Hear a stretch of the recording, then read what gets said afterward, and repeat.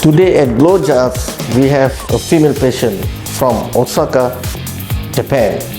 The design she chose is like an artist following hairline with a SMART FUE technique. Let's have a look of the surgical planning. 日本の大阪から来ました。おでこのラインを下げに来ました。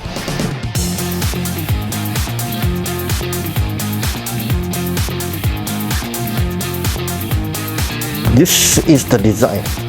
From the glabella to here is 5 cm. From this point, anterior point to behind is 3 cm. This is the existing hair. Frontal temporal angle.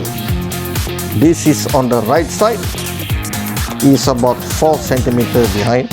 We're going to fill out this area according to the angle and direction. On the left side, also the measurement is about 4 cm, and we're going to fill up this area too according to the angular direction.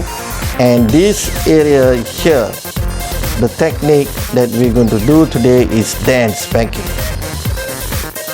私はこのデザインが気に入ってます。